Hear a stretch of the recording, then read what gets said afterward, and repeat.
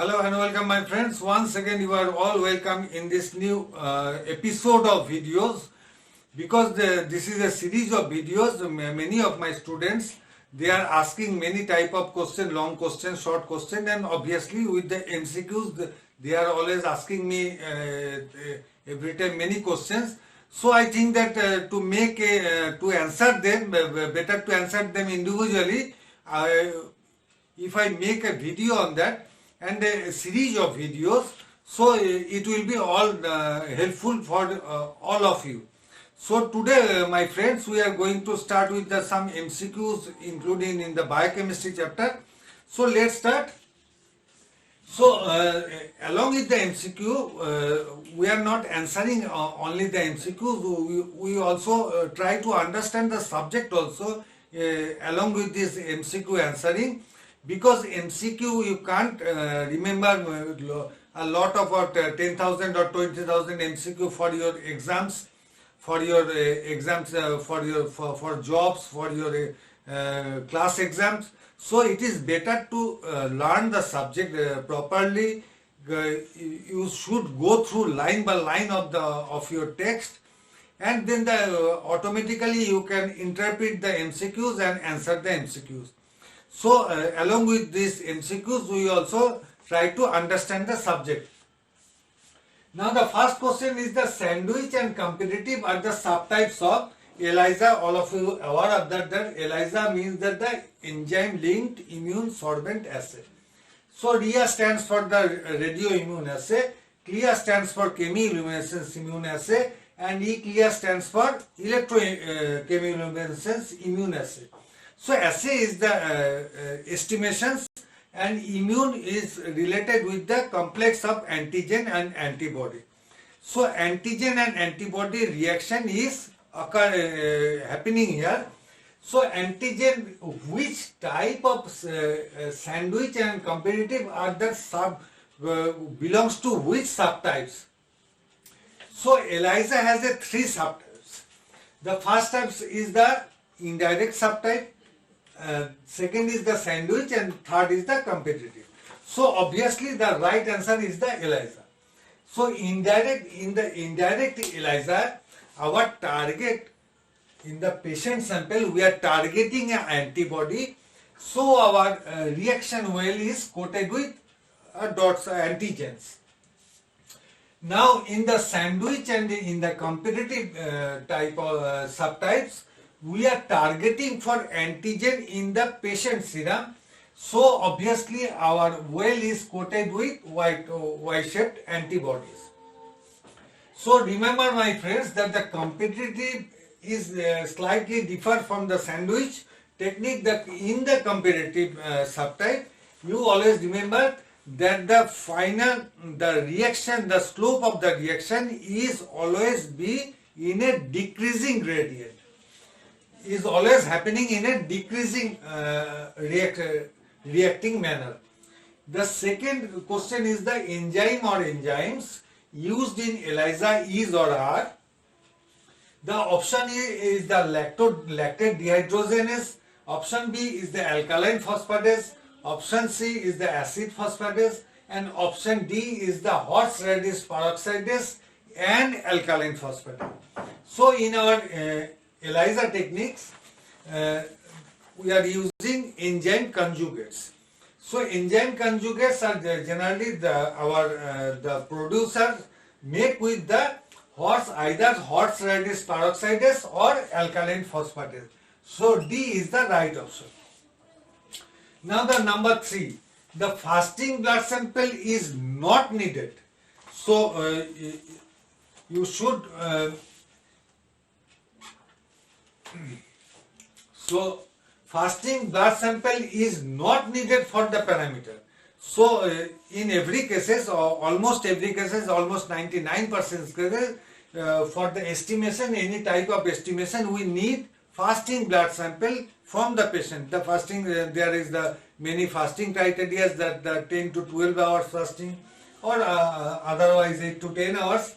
So the fasting blood sample is not needed for the parameter. Which parameter? Not need the fasting blood sample. The urea creatine is a metabolic product by the kidney, so it denotes the kidney function. The lipid profile is a group of tests that is comes out by the fat metabolism. So this is also needs a fasting blood sample. So LFT, that is liver function test, is all about the liver functioning, and obviously it needs fasting blood sample. Except the glycated hemoglobin percent or glycosylated hemoglobin percent, or in other words HbA1c. So in that case the hemoglobin binds with the glucose molecules. Otherwise the glucose molecules binds with the hemoglobin. And the average lifespan of a RBC is 120 days.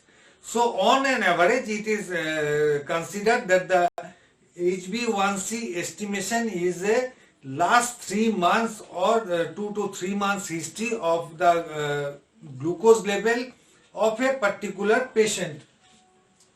So the glycated hemoglobin or glycosylated hemoglobin or HbA1c is not needed a fasting sample. It could be a random sample, it could be a PP sample, anytime you can take that sample. So the hypoglycemia, EMIA does stands for the blood related with the blood constituents decreasing or increasing amount, that EMIA. So glyco stands for the glucose obviously, and hypo does means that the decrease. So decrease in blood glucose levels, that is very dangerous for a particular patient. Hypoglycemia could be a fatal for a patient, but in a very short duration. So hypoglycemia is more dangerous than the hyperglycemia in short duration. So hypoglycemia occurs when a plasma glucose is, here is the word is the plasma glucose. Now regularly, in a regular manner, we are called it as the blood sugar or otherwise blood glucose, but the accurate word is the plasma glucose. So the hypoglycemia occurs when plasma glucose level is less than 35 mg per dl, less than 70 mg per dl, less than 65, less than 50 mg per dl. Now according to the ADA guideline, that is the less than 70 mg per dl is the alarming condition. Obviously less than 35 is also very seriously hypoglycemic. But less than 70 when goes the blood glucose level goes to the less than 70 mg per dl, it is very much alarming. So in the first world country, this mg per dl is a backdated concept, so they are using more the millimole per liter. So 70 mg per dl is equals to more or less equals to 3.9 millimole per liter, or otherwise mg per dl, to convert it you can divide with 18, or to convert a millimole into mg per dl you just multiply with 18, or otherwise you can just the value 70 multiplied by 0.055, you can get the value in millimole per liter. Now in the most cases regarding our health sector, we follow the WHO guidelines, World Health Organization's guidelines. But in some cases we also consider other organizations' values. In ADA stands for American Diabetes Association. So in ADA criteria for the diagnosing diabetes, to diagnose diabetes, the following is true. Which value is the true? Fasting blood glucose less than when goes to more than 100 mg per dl, it is considered as diabetic. Fasting blood glucose level going more than 110 mg per dl, it is considered as diabetes. Whether it is considered as diabetes or otherwise more than 126 mg per dl or more than 140 mg per dl. So the right answer is the more than 126 mg per dl is the right answer. and 126 mg per dl is equals to 7.0 millimole per liter. So the most comfortable zone is the 3.9, that is roughly 4 to 7 is the most comfortable zone, and it is supposed to be the man is so healthy and maintaining his or her blood sugar in the range 4.0 to 7.0 millimole per liter. Now the gestational, gest may be a prefix, gest may be a suffix. So gest just stands for carry. So gestational diabetes, somebody carrying something and getting diabetes, is a condition found in children less than 10 years, adults and children, that is a transitional phase from a children to an adult, that is the 10 to 19 years old, or the female more than 40 years old, or in case of a pregnant woman. So pregnant woman carrying a child in his womb. So gestational stands for a pregnant woman. So the right answer is the pregnant woman may got a gestational diabetes during her pregnancy. So let's go to the question number 7. So let's start question number 7. Question number 7 is the parameter is an indicator of nutritional status. So here are 4 options. The question contains the 4 options which are the which indicates the nutritional status. To understand the nutritional status, we use tools, that is the ABCD. ABCD, A stands for anthropometry. Now the anthropometry is that science contains the size and the weight and the body proportion. So a particular individual should have with a particular height should have a particular weight. This is called anthropometry. Now the B option is the biochemical estimation, some biochemical estimation which indicates a individual's nutritional status. The C stands for clinical findings. So a doctor always correlates his findings with the biochemicals and anthropometrical properties of a particular individual. And the dietary evidences. Also doctors collects the dietary status of a particular individual. So these ABCD things are the main tools of to understand a particular individual's nutritional status. Now in the section B, that is the biochemical to understand a patient's biochemical property, biochemical condition, we use some tools, that is the albumin, pre-albumin, transferrin, serum cholesterol, CRP and total lymphocyte count. And CRP and total lymphocyte count is always with a pathological condition, relates a pathological condition.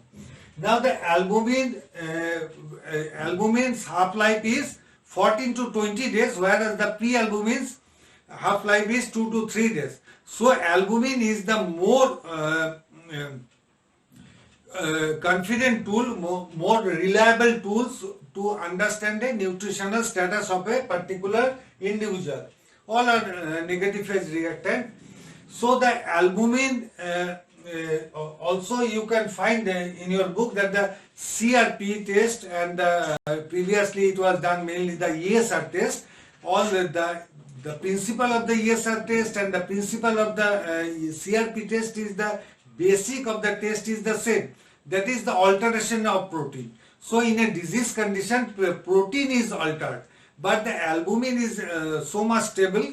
So albumin is more reliable than the total protein. So total in the section of total protein, in my body, the total protein is that thing that is mainly with a sum of albumin, globulin and fibrinogen. This albumin, globulin and the sum of albumin, globulin and fibrinogen stands for total protein. So globulin is not a marker of nutritional status, and obviously the right answer is the albumin. Now the B of question number 8. Question number 8 asking you that the immunoglobulins in blood acts as. So immunoglobulin is a glycoprotein. By its biochemical nature, it is a glycoprotein, and it is produced by the plasma cell. Plasma cell again produced by the B lymphocyte when stimulated by an antigen. So what is antigen? Here is an option is the antigen. Whatever the things, especially the microbes when enter in my body sensing is an antigen. So antigen is always a external element that could be harmful for me. So antigen is entering in my body. Antibody is my defense mechanism. And here is the what is the complement? Complement is the thing that the complement is not itself an antibody. It enhances the ability of the antibody and the phagocytic cell to phagocyte the microbes and the damaged cells, and also complement promotes the inflammation. It promotes the inflammation and attack the pathogen cell membrane. So complement itself is not an antibody. It enhances the ability of the antibody. So immunoglobulin acts as an antibody. The right answer is the immunoglobulin acts as an antibody. And immunoglobulin, there are 5 types. The immunoglobulin is denoted as Ig, capital I, small g, and it is of 5 types: A, D, E, G, M. So you can easily remember the thing. The fat soluble vitamins are A, D, E, and K. So among that, A, D, E are also in a group of immunoglobulins. In the place of K, there is G and M. So we are denoting is IgA, IgD, IgE, IgG, IgM. So the immunoglobulin acts as an antibody is the right answer. Now the question number 7, all are true about self-monitoring of glucose except which is not true in these 4 options. So the diabetes patient generally kept a glucometer in their house, and in a regular manner, as per doctor's advice, they prick their fingers and collect a little drop of blood from there, and by the help of glucometer, they estimate their blood sugar or plasma glucose range. So they are, when we are prick my finger, so there the blood comes out from the finger is the capillary blood, not a venous blood, not an artery blood. It is obviously the blood comes out from the capillary. So the first option is that it is done from capillary blood is right, because through finger prick only capillary blood comes out. Now the option B is it is done by the patient himself or herself. It is also correct, because self-monitoring obviously we are doing by ourselves. So now the option C is that it can be used as a bedside test. The bedside test is done when a patient is like that. When you purchase a mobile or a laptop, the company commit you on-site warranty. Like that on-site warranty, the technician goes to your site and repair your machine. Like that the bedside test, that is nowadays it is called as the POCT, point of care testing. Point of care testing is like that when a patient is bedridden, obviously go to the hospital, and the patient is not doing by himself or herself, lab personnel or maybe the ward sister can do testing of glucose level by simple finger pricking method. So this is known as the bedside test. Obviously this bedside test is not by self-monitored test, because it is done by a ward sister or by some lab personnel. So the C option is incorrect. The D option is also incorrect. So it is done from venous blood. Never it is done with the venous blood. It is always done with the capillary blood. So D option is more incorrect than the C. C is also incorrect option is there. Now the question number 10, again the same pattern with the 9. It is not true about enzymatic reaction. So the 4 option which is not true. So the substrate is converted to product. So always enzymatic reaction is like a lock and key reaction, where the key is the enzyme is rolled as a key and it changes the substrate to a product. The lock is the substrate. So to unlock the substrate, enzyme is act as a key reactant. So enzyme remains unchanged. Obviously, the enzyme remains unchanged there, and substrate is converted to product. Now the D option is the specific pH and temperature is needed. Always it is very much true that the optimum temperature is required for particular enzyme. So generally the optimum temperature is 37 degrees. That is our body temperature. Inside body temperature, that is required to act the enzyme as most optimally. And the pH, the optimum pH of the enzymes are the big range is there from 5.0 to 9.0. But if you took a simple example of pepsin, pepsin is an enzyme that is in our stomach. So our stomach also secretes hydrochloric acid. So in a very acidic medium, pepsin works more efficiently. So for the pepsin, the pH is the very acidic it is required, and for some enzyme alkaline medium is required.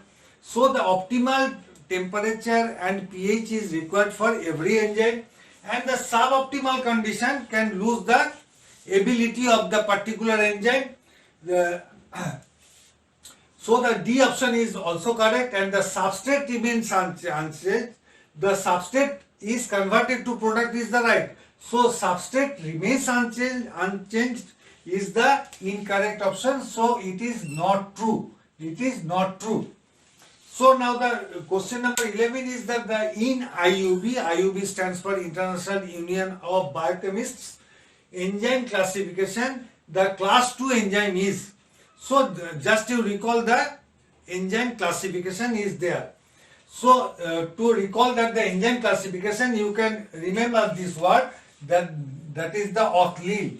OChlYl is that word, that is O stands for oxidoreductases, T stands for transferases, H stands for hydrolases, L stands for lyases, I stands for isomerases, and the last L stands for ligases. So here you have to much remember these two L. The first is the lyases and the second is the ligases. So here is obviously you can find that the T is in the second position. So transferase is in the second position is the right option here. So we are coming with the next in my next video with much more MCQs. Till then, goodbye.